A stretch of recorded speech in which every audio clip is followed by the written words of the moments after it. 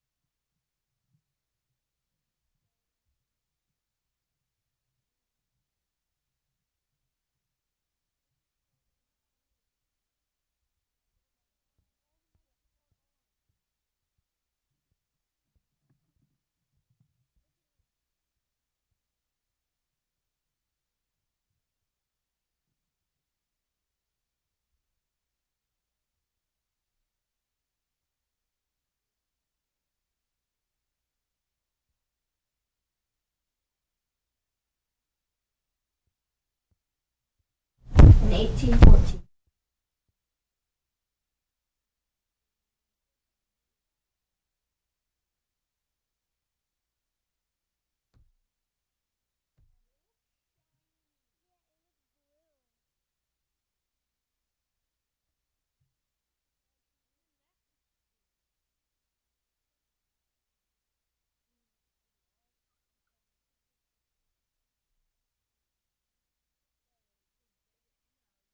A picture of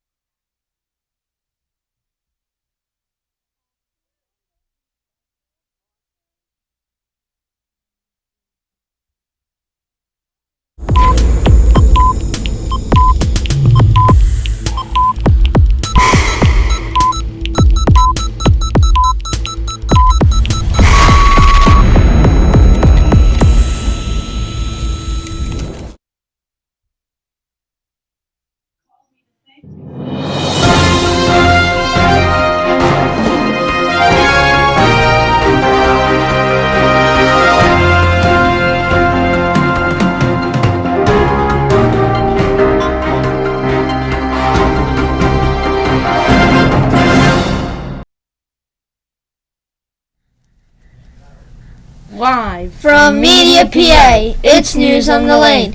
Good morning, I'm Braden Day. And I'm Bartek K, reporting from the Rosemary Angelina Broadcast Center.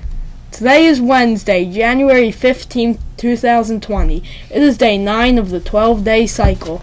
Our Pledge of Allegiance will be led by Mrs. Ford's second grade class. Please stand, face the flag in your classroom, and put your right hand over your heart to recite the pledge. I pledge allegiance to the flag of the United States of America and to the republic for which it stands, one nation under God, indivisible, with liberty and justice for all. Please remain standing for a moment of silence.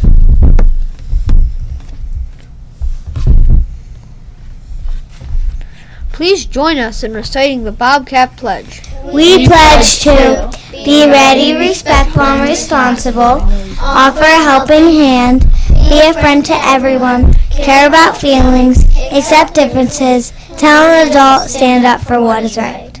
Please be seated for some news and announcements. Today, the big story on the lane is that there are only a few days left to bring in the items for the comfort bags.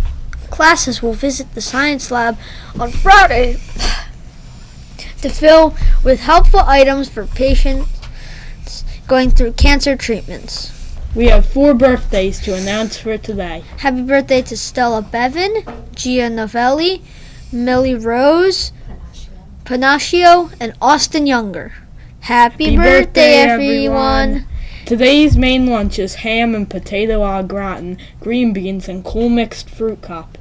Alternate choices are cheeseburger, peanut butter and jelly sandwich, breaded chicken salad, or tuna salad sandwich.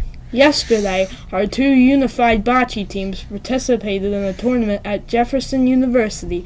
Both teams brought home awards with a 2nd and 4th place finish. Coverage of the event was featured on the local CBS News, and our own Shane T got to lead the athletes' oath. Congrats to all our athletes and students for representing Indian Lane. Take a look.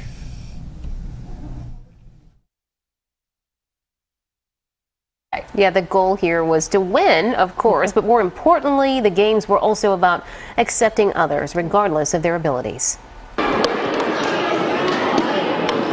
The 6th annual Unified Indoor Bocce Tournament got underway Tuesday afternoon. Students with and without disabilities all competed together for the chance to take home the gold at the Gallagher Athletic Center at Jefferson University. Here today is our 2020 Unified Bocce competition for our elementary and middle school programs. Each school brought their own cheering squads to this fierce but friendly competition among students.